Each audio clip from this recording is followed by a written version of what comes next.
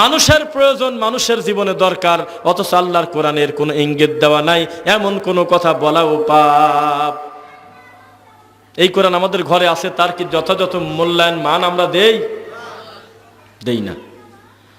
ইবাদত করতে হবে কিভাবে? রাসূলের তরিকায় কিনা বলেন তো একবার। আমরা কি তাই করি?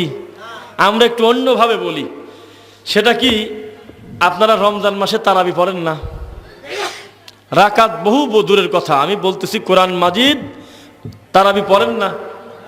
একটা গ্রামে কিন্তু 10টা কোরআনে হাফেজ কোনো জটিল কিছু না। এক মাদ্রাসা থেকেই কিন্তু 15টা কোরআনে হাফেজ হয় বছরে, এরকম নাই? 15টা কোরআনে হাফেজ হয়েছে। বড় দুঃখ নিয়ে বলতেছি, 15টা হাফেজ ছেলেকে হুজুর আগেই অন্য কোনো বড় জায়গা দেয় না, আগে গ্রামের ভিতরে টেস্ট করে বিভিন্ন মসজিদে দিয়ে খতম তারাবি পড়ানোর জন্য, যে মুখটা চালু হোক, বলে না? বলে কি না? এক এক মসজিদে কম বেশি 2-3 হাজার 5 হাজার যাই দিক, তাদেরকে ঠিক করে রাখে যে ওরা খতম তারাবি পড়াক। এটা আমরা খারাপ বলি না, কিন্তু আমাদের দুঃখ এই 15টা হাফেজের ভিতরে সবচাইতে ভালো হাফেজ মনে করতো আমাদের হুজুর, যে 18 মিনিটে 20 রাকাত মারি চলে আসবে পারে তার। আর সেই ছেলেটা 1.5 ঘন্টা ধৈর্য সহকারে লম্বা সময় সুন্দরভাবে সাবলীলভাবে তেলাওয়াত করছে, ওর মানুষ নিতে চায় না মসজিদে, কয় যে ও হলো ডেইলি হাফেজ। এই কি কোরআনের মুজিজা? এই কোরআনটা বুঝে বুঝে পড়ার জিনিস না। অথচ আমরা চিন্তা করতেছি যে তুই 20 মিনিটে এক পারা পড়িস, আমি 16 মিনিটে পারি। আর একজন আবার করছে 13 মিনিটে পড়ি, তা কইনি কারোর কাছ। 13 মিনিটে কোরআন পড়লে কোরআনের হক আদায় হইল? এই জন্য কি কোরআন দেশে আল্লাহ কে কার চাইতে দ্রুত গতিতে মুখস্থ করে সেইটা ঝনঝন করে তাড়াতাড়ি পড়ে যাব সালাতের ভিতরে, এই জন্য কোরআন আসছে। ফাকরাউ মা তায়াসসারা মিনাল কোরআন, সূরা ফাতিহার পরে কেউ যদি একটা পূর্ণ আয়াত তেলাওয়াত করেও যদি রুকুতে যায়, নামাজ হবে কিনা বলেন? আর যদি 6 পৃষ্ঠা একটা রাকাতে পড়ে, এক জায়গাও যদি হক আদায় করে না পড়ে, নামাজ কি হইল? তাহলে অল্পে তৃপ্তি না বেশিতে? মুহাম্মদ সাল্লাল্লাহু আলাইহি ওয়াসাল্লাম যেভাবে দিয়েছেন হুবহু ওইভাবে যদি আমরা তেলাওয়াত করি আর কোরআন পড়ি, তাহলে আমরা কোরআনের স্বাদ বুঝতে পারবো, ঠিক কিনা বলেন? মুহাম্মদ সাল্লাল্লাহু আলাইহি ওয়াসাল্লামের আদর্শ আমাদের কাছে সবচাইতে দামি, বলেন আলহামদুলিল্লাহ। তাকে অনুসরণ করতে আমরা রাজি আছি কিনা বলেন? আল্লাহ তুমি তৌফিক দাও। আল্লাহ কোরআন মাজিদ এসেছে আমাদেরকে অন্ধকার থেকে আলোর পথে আনার জন্য। এই পাশে বাপ, এই পাশে দাদা। 10 মিনিট আগে যেই বাচ্চাকে কোলে করে হাসতেছিল, বাচ্চা কোলে করে নাচাচ্ছিলেন, ওই বাচ্চা পড়ে গিয়ে মারা গেছে, বলেন ইন্না লিল্লাহ। এখন দাদার কোলে চলে আসলো, দাদা ওই মরা ছেলেকে কোলে করে আছে। বলেন তো দেখি, কোলও ঠিক আছে, মানুষও ঠিক আছে, মাঝখান থেকে যা চলে গেল তার দাম দিতে পারবেন? আল্লাহ বলতেছে, কুল হাল ইয়াস্তাবিল আহইয়া ওয়াল আমওয়াত, তাজা মানুষ আর মরা মানুষ যেমন, একটা দিন বোঝা মানুষ আর দিনহারা মানুষ তেমন। এই কথার ওজন বুঝতে পারলেন? একটা তাজা মানুষ আর মরা মানুষের পার্থক্য যেমন, আল্লাহর দিন জানা আর দিন হারা মানুষটা হলো তেমন। নাউজুবিল্লাহ। আজকের এই কোরআনের মাহফিলটা করেছে কেন বলেন তো একবার? যাতে এখান থেকে দিনের কিছু কথা নিয়ে আপনি উপকৃত হতে পারেন, এটাই তো সার্থকতা। আর কি কিছু আছে? আল্লাহ সুবহানাহু ওয়া তাআলা আমাদেরকে সম্মানিত করেছেন, আমাদেরকে দিয়েছেন নবী মুহাম্মদ সাল্লাল্লাহু আলাইহি ওয়াসাল্লাম, অথচ তার সুন্নাতের 4 পয়সার দাম আমাদের কাছে নাই। আছে কি? আছে। দেখেন, আল্লাহর এই কোরআন যদি কাউকে হেদায়েত দিতে না পারে, আর কোনো হেদায়েত আছে? আপনারা বলবেন। আচ্ছা, ঠিক আছে, সমস্যা নেই। আমরা খুব বেশি লম্বা কথা আর বলতে চাচ্ছি না। ইনশাআল্লাহ এখনই প্রধান মেহমান আসবে, আমরা ধৈর্য সহকারে আমরা 2-4 মিনিট আরো কথা শুনতে থাকি, এরপরে আচ্ছা ঠিক আছে, 10 মিনিট ইনশাআল্লাহ। লিল্লাহি তাকবীর, আল্লাহু আকবার। আল্লাহ সুবহানাহু ওয়া তাআলা তুমি আমাদেরকে দিনের জন্য কবুল করো আল্লাহ। আমি কিন্তু আপনাদেরকে অনেক বিষয় আজকে বিভিন্ন কিছু বলতে পারতাম, যেটা আপনার মনে হবে যে আমাদের শত্রু। বলেন তো, আল্লাহর নবী আমার যতটুকু নবী আপনার ততটুকু নবী কিনা? কম বেশ কি আছে? এই নবীকে চোখের সামনে মানুষ হরিণের সাথে বাঁধতেছে, গাছের সাথে, আপনি খালি সুবহানাল্লাহ বলতেছেন। এই নবীর কাছে গিয়ে হোসাইনের গল্পের মিথ্যা কথা, হোসাইন রে তুমি বড় না আমি বড়, মিথ্যা কথা বলে যায়, আপনি একটা দিন প্রতিবাদ করলেন না কেন? আপনি আপনার নবীকে চেনেনই না। আপনি মনে করেছেন নবীকে চেনবো হলো মুহররমের দিন, নবীকে চেনবো হলো 12ই রবিউল আউয়ালের দিন, নবীকে চেনবো হলো 27 তারাবির দিন। এইটা কি চেনার জন্য আসছে এইভাবে? গোটা জীবন পরিচালনা করবেন আল্লাহর নবীর সুন্নাহ অনুযায়ী। লাকাদ কানা লাকুম ফি রাসূলিল্লাহি উসওয়াতুন হাসানা, আমার মুহাম্মাদের চরিত্রের ভিতরেই রয়েছে তোমাদের জন্য উত্তম আদর্শ। বোঝা যাচ্ছে নাকি? এই রাসূল সাল্লাল্লাহু আলাইহি ওয়াসাল্লাম, এইবার একটু কথা বলেই দুই চার কথা ইনশাআল্লাহ বলেন। আল্লাহর নবী মুহাম্মদ সাল্লাল্লাহু আলাইহি ওয়াসাল্লামের কাছে যদি আপনি গিয়ে বলতেন, আজকে যদি তিনি জীবিত থাকতেন, যে আল্লাহর নবী পরপর 7টা মেয়ে হয়েছে, আমার একটা ছেলের ব্যবস্থা করে দেন, নবীটা খুশি হতেন না? আল্লাহর নবী আমাকে একটা ছেলের ব্যবস্থা করে দেন, খুশি হতো না আল্লাহর নবী? মুরব্বীরা বেশিরভাগ মাথা ঝাঁকাছে, হ হ হ। আল্লাহর নবী কি বলতো তা জানি না, পাশে যদি উমর রাদিয়াল্লাহু তাআলা আনহু থাকতো তো ঘাড়ি ফেলা দিত। কেন? কয়েকদিন আগে নবী বলছে, ইযা সাআলতা ফাসআলিল্লাহ, যা দরকার আল্লাহর কাছে চাও। আমি মুহাম্মদ, আমার কথা আমি আমার আল্লাহকে বলি। জুতার ফিতা চেনেন? জুতার ফিতাও যদি ছিঁড়ে যায়, আল্লাহ রাসূল সাল্লাল্লাহু আলাইহি ওয়াসাল্লাম বলতেছে, মুসির কাছে যাওয়ার আগে এই সমস্যাটা একবার আল্লাহকে বলে নাও। কেননা তার নাম হলো আল্লাহ, তিনি অমুখাপেক্ষী, তার ক্ষমতার শেষ নাই। ইন্নাল্লাহা আলা কুল্লি শাইইন কদির, তার ক্ষমতার শেষ নাই। শেষ আছে কি?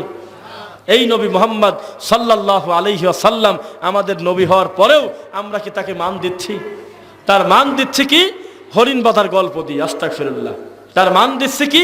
ও নবী, তোমাকে তৈরি না করলে কিছুই তৈরি করা হতো না। এই একটা কথা, এইভাবে নবীকে মান দেয় কেউ?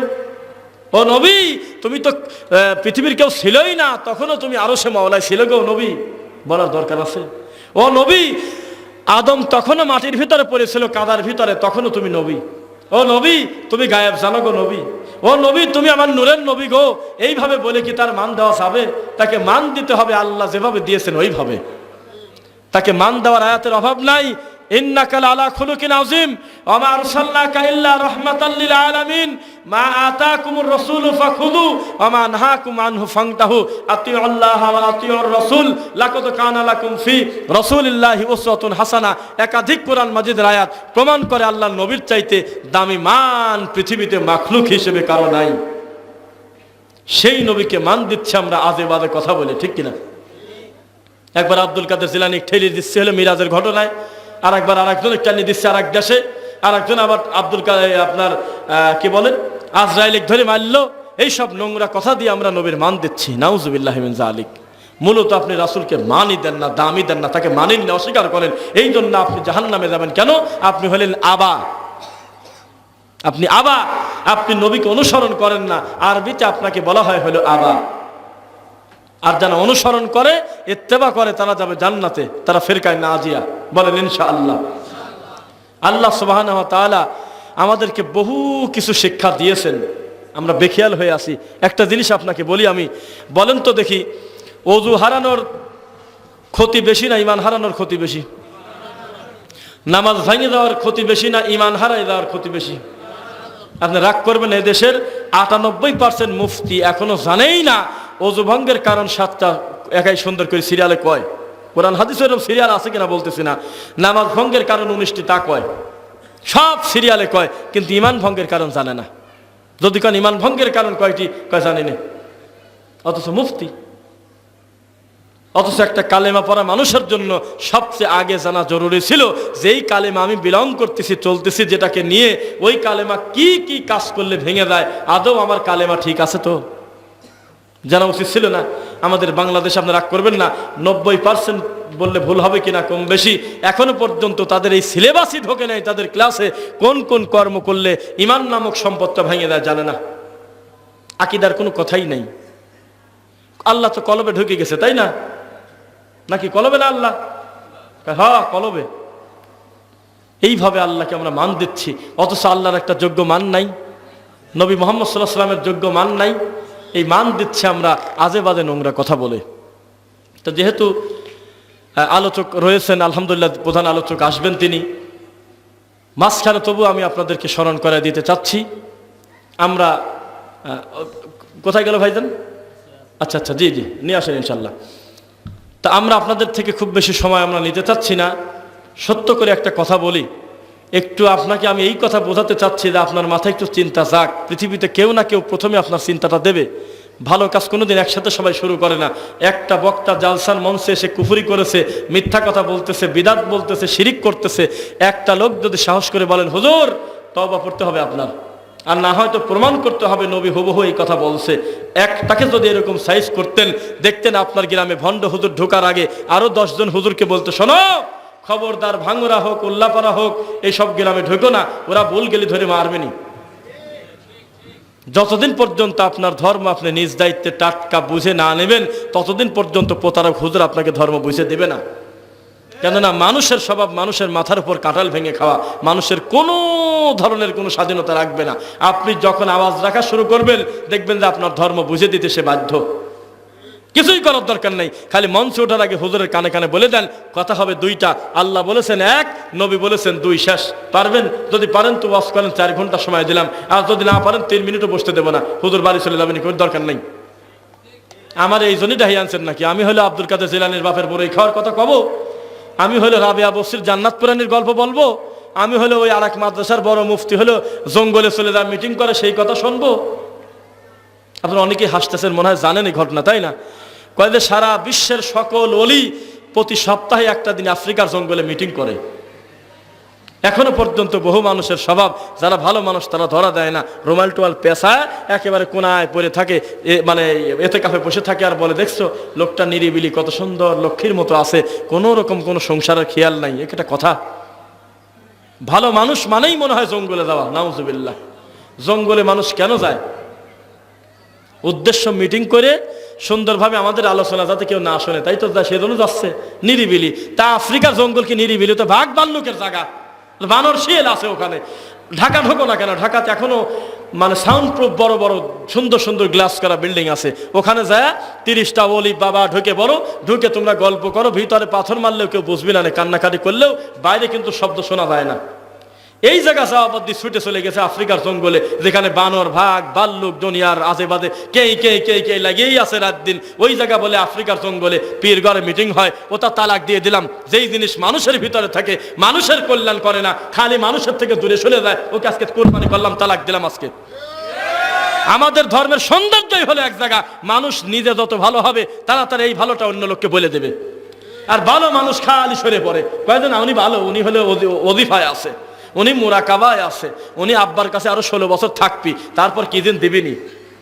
খালি সরে পড়ো। ব্যাপারটা কি? এই উল্লাপাড়া তোমার মতো ভালো মানুষের দরকার, তুমি দাওয়াত দিয়ে আরো ভালো মানুষ তৈরি করো, তুমি সরে পড়তে চাচ্ছ কেন? মুহাম্মদ সাল্লাল্লাহু আলাইহি ওয়াসাল্লামের 11টা বউ ছিল, তার চলে। তিনি সিয়াম পালন করতেন, ঘুমাতেন, তার চলে। তিনি রোজা রাখতেন, রোজা ভাঙতেন, থাকতেন না, তার চলে। আপনার চলে না? আপনি টানিয়ে চলে যাচ্ছেন, হলে কইলে যে না ভালো মানুষের লোক ভালো, এই জন্য তো সামনে সামনে আসে না। কে বলছে সামনে সামনে আসবে না? হজ করার পরে আরো মানুষের কাছে বেশি যাবে, এটাই হজের দাবি। আর বেশি বেশি মানুষকে দাওয়াত দিবে, আর বলবে শোনো ওখান থেকে আমি হজ করতে গিয়ে এই এই শিক্ষা নিয়ে আসলাম। হাজির অতদিন আওয়াজ থাকে যতদিন জমজম কুহের পানিটা ঠায়, এই শেষ, আর নাই। ওই খেজুরটা শুকিয়ে যায়, হাজিও শুকিয়ে গেছে, যায় নামাজও ছিঁড়ে ছিঁড়ে গেছে, হাজিও নাই। লজ্জা কোথায় রাখবেন বলেন? হাজির মরা পর্যন্ত কান্না করা উচিত ছিল, প্রত্যেকের হাতে হাত ধরে, ভাই রে যা দেখে আসলাম স্বচ্ছ ধর্ম, আর কি বলবো, যেভাবে হোক তোমরা এই ধর্মটা মেনে নাও। রাত দিন পথের মানুষদেরকে ডেকে ডেকে নবীর সুন্নাহওয়ালা বানানোর কথা ছিল না? অথচ হাজি হজ করার পর বাড়ির থেকে কয় লোকজন কয় যে তুমি শোনো মসজিদের দায়িত্ব মেয়ে তার যাও না, ওসব ভেজালে তুমি আর যাও না। আবার 40 দিন ঘরে বাড়ায় না, 40 দিন বলে পরে বাইন লাগে। এটা হিন্দু ধর্মে এত নোংরা কথা লেখা নাই, অসভ্য বাজে কথা। একটা হাজি মানুষ আসছে বাড়িতে, আমি তাকে দেখবো না, সে আমার খবর খোঁজ খবর নেবে না, চুপ করে 40 দিন আগে থাকো, কোনো বাজে কথা বলে না, 40 দিন মুখ পাক থাকে, 40 দিন যা কবে মুখ দিয়ে তাই হবি, তুমি খবরদার ঘরে বাড়ায় না। এই একটা কথা। এইভাবে ধর্মকে বেজ্জিত করে কেউ, 40 দিন বলে থাকা লাগবে। শোনেন, আমাদের দেশে যেইভাবে ওয়াজ মাহফিলে বক্তব্য দেওয়া হয়, আলোচনা করা হয় সুরের নামে আর বিভিন্ন জিনিস দিয়ে, একটা হিন্দু যদি মুসলমান হতে আসে, আর আমাদের দেশে 80% বক্তাদের কিচ্ছা বলে, আস্তে করে উঠে চলে যাবেন, কারো বুঝতেই দিবি না যে ও একটা হিন্দু ছিল, ওকে আসছিল কালেমা পড়ার জন্য। কিন্তু ওয়াজের গতিতে ওই মনে হবে যে আমার আগের ধর্মই তো ভালো, 3 মাস পর পর নারকেল ফাটাবো, ধর্ম হয়ে যাবি। এ আবার কোন জাতি ধর্ম? আমি কালেমাই পড়ি নাই, প্লেন থেকে নামে এত বড় হুজুর বলতেছে ভালো মানুষ বলে আফ্রিকার জঙ্গলে থাকে, আমাকে ঠেলি জঙ্গলে পাড়া দিচ্ছে। আমি বড় আশা করে আসলাম আমি কালেমা পরে মসজিদে যাবো, আরে আমাকে ঠেলি করতেছে যে আফ্রিকার জঙ্গলে যাও। আব্বা হুজুর আফ্রিকার জঙ্গলে গেছে। কালেমা পড়া বাদ দিয়ে ফিরে যাবে। এখনো পর্যন্ত যে আষাঢ়ে গল্প, যে নোংরা গল্প আমাদের দিন ধর্মের নামে জালসার মঞ্চে বলা হয়, একটা হিন্দু বিশ্বাস করেন ও রাত্রিবেলা হাসে আর বলে আমাদের বাইবেল, আমাদের বেদে, আমাদের গীতায়ও তো এত বাজে কথা লেখা নেই। এটা কি ধর্ম? কত বড় অযৌক্তিক কথা। অথচ একমাত্র কোরআন, যেই কোরআনের সায়েন্টিফিক্যালি ব্যাখ্যা দেওয়া যায়, যেই কোরআন পরস্পর বিরোধী কোনো কথা নাই, 1450 বছর আগে মোহাম্মদ যা বলছে হুবহু তাই মিলে যাচ্ছে। অথচ এই কোরআন থাকতে, এই হাদিস থাকতে আবার আমার বোরের গল্প লাগে। আবার কয় আল্লাহ গায়েব হয়ে গেছে মোহাম্মদের দায়িত্ব দিয়ে। আপনি কত বড় জড় বস্তু, আপনি কত বড় ভ্যালুলেস, পাওয়ারলেস হলে আপনার সামনে বক্তা আল্লাহ গায়েব করে দিচ্ছে, আপনি হা করে বসে আছেন, তাও কোনো কথা নাই, সুবহানাল্লাহ পড়তেছে। শোনেন, কয়েকদিন আগে দেখলাম যে রানিং মঞ্চে বক্তা শ্রোতা সব খুলে পড়ে যাচ্ছে, দেখেন নাই? ভাঙি পড়ে গেল না? হারে হাসি কোথায় রাখি, পড়ে যাচ্ছে। ওখানে ইন্নালিল্লাহ পাওয়া লাগবে না, কয় নারায়ণ তাকবীর। লজ্জায় মরি, কত কাণ্ড। এটা মাহফিলের স্টেজ ভাঙি পড়ে যাচ্ছে, করছে নারায়ণ তাকবীর। কয়দিন আগে এক বাবার ইয়েতে দেখলাম যে মাহফিলটা শেষ, লোকজন চলে যাচ্ছে, তো কাগজ পাতা তথা পড়ে টরে থাকে না, পলিথিন, তারপর বিভিন্ন চিপসের প্যাকেট, এদের টিস্যু বক্সের কত কিছু থাকে না। এখন বাতাস উঠছে, সব কিছু উড়ে যাচ্ছে, বাতাস উড়ে না। এখন উনি খুশিতে ওই পাগড়ি টাগড়ি খুলে মাজায় বাঁধি নাচে আর কয় যে দরবার কবুল হয়ে গেছে রে বাবা। এ কি দেখালে বাবা, এ সবই তো খালি উপর দিকে চলে যাচ্ছে, আমরা বাঁশবালি, অসুবিধাটা কি? কি লজ্জা! বাতাস আসলি পাতা লড়ে না, এইটার মধ্যে কেরামতি খসতেছে, কত কাণ্ডর কথা। ও তো বাঁশের কুঞ্চির পানি ফেরার মতো হয়েছে। মানে 4500 মন পানি খাওয়ার পরে চেতন পাইল বাঙালি, এ পানি কালকেও বাড়াইছে। মানে দুঃখ কোথায় রাখি। বোতল ভয়তে দেখেন কি অবস্থা, এর সুবিধাও আছে। যশোর না কোথায় যান আপনারা কিছুদিন আগে ব্যাগ বস্তা বস্তা বোতল নিয়ে যান নাই বোতল বাবার কাছে? এই বোতল বাবা জিনাইদা, হ্যাঁ জিনাইদা, বোতল বাবার কাছে নিয়ে চলে গেছে। তো একজনকে জিজ্ঞাসা করলাম, সত্য কথা, যে এক ব্যাগ বোতল এত পানি, আপনি কি নিশ্চিত বলতে পারেন যে এই গোটা বোতলে সব জায়গা আব্বা হুজুরের ফোঁ লাগছে, আপনার বাবার ফোঁ লাগছে? তা বলতে পারিনি, তবে আমি যদি সন্দেহ করতাম তাহলে আমার বোতলই ফাটিয়ে যেত। আমি এই ভয়টা আমি জিজ্ঞাসাই করি নাই যে পানি ফোঁ লাগছে কিনা, আমি হ করে চলে আইছি। কেন? কয়দিন আগে একজন বলে সন্দেহ করছিল তার বোতল ফাটি গেছিল। কার বোতল ফাটছে লোক নাই, কেউ কয় না তো অমুকের বোতল ফাটছে। প্রত্যেকেই সবার একটা কমন কারামত। আমার আব্বা হুজুর জায়নামাজের পর পানির উপরে জায়নামাজ পারি পারা চলে গেছে, একদিনও কয় না কোন কোম্পানির জায়নামাজ, কোন লোক, কোন নদী দেখছে কিনা কিনা, তার নাম কয় না। সবাই কয়, ওর দাদাও কয়েছে, বাপও কয়, ও কয়, আল্লাহ বাঁচা লাগলি মরাপন্ত কবি। কেউ বলে না যে অমুক লোকটা দেখছে। আপনি সত্যি করে বলেন তো একবার আমার সামনে দাঁড়ায়, একদম খাস দিলে আল্লাহকে খুশি করার জন্য কোনো মানুষ রাস্তা দিয়ে হেঁটে যাচ্ছে, সামনে তার একটু কি বলেন আপনার, এটাকে খাল বলেন, নদী বা ছোট পুকুর, পার হতে পারতেছে না, এই জন্য হুট করে ডানে বামে তাকায়, শর্ট করে রুমাল বার করে বা পাগড়ি বার করে ওটার পর বসে পার হয়ে চলে গেছে। নিজে দেখছেন কোনোদিন? এ ফাঁসা গল্প আপনি মানেন কি জন্য? কয় যে আব্বার পাওয়ারে, আব্বার এসকে ঠেলায় বাঘ পর্যন্ত আসি উঠে লাভ দিই পরে একেবারে গিলাস ভাঙিয়ে দিবি, যেই পরিচয় দিদি শোনো আমি কলে মোটা বাবার লোক, তাই ওর সর্বনাশ। আগে কবে না তাহলে আজকে আব্বার মুরিদ হয়, তারপর সর্ব। তা আমরা বলতেছি কি যে না, আপনার খারাপ ভালো আমি বলতে আসি নাই, আমি বলতেছি আপনাকে আমরা ঢাকা মিরপুর চিড়িয়াখানায় আপনাকে একটু ঢোকা দেবো। আমরা বাঘের খাসায় আপনার আব্বা, সবচেয়ে বড় আব্বাকে 3 মিনিট ঢোকা দেবো। 3 মিনিটে যদি আপনার আব্বা বাঁচিয়ে ফেলে তাহলে আমি জোর করে হলেও লোকজন টাইনি নিয়ে আমি মুরিদ বানা সাইড দেবো। তাহলে অযৌক্তিক কথা বলার দরকারটা কি? বাঘের কাছে কি কেলেকটালি চলে নাকি? কয় কোন আক্কেলে কয় যে বাঘ পরিচয় পায়, বাঘ তো কাঁদিয়ে ফেললো সেজদাদি পড়িয়ে, রে বাবা আমি হাত দিলাম কোন জায়গা? আমি সত্যি করে বলতেছি, ওই বাবার কাছে গিয়ে যদি প্রস্তাব দেন, আব্বা গো মান সম্মান তো গ্রামের লোক মারিয়ে দিল, আমারে খালি ব্যঙ্গ করে, তুমি একটু সাহস করি, তুমি একটু ঢোকো তো চিড়িয়াখানায় মিরপুর, তুমি মিরপুর ঢোকো, মিরপুর ঢুকে তুমি যদি অক্ষত আসো তাহলে ওরা নাকি সবাই তোমাকে মেনে নেবে। কথা বুঝতে পারলেন? কিন্তু এই ঢুকবে না। তখন দেখবেন যে না করলে আমার কাম আছে পরে আসো, কই যে আমার জ্বর আছে পরে আসো, এই কথা বলবেনি। তো যাই হোক, যেহেতু প্রধান মেহমান চলে এসেছে, আমরা আর কোনো বাড়তি কথা বলতে চাচ্ছি না।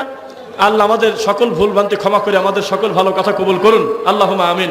সুবহানাকা আল্লাহুম্মা ওয়া বিহামদিক আশহাদু আল্লা ইলাহা ইল্লা আনতা আস্তাগফিরুকা ওয়া আতুবু ইলাইক। আসসালামু আলাইকুম ওয়া রাহমাতুল্লাহি ওয়া বারাকাতুহু।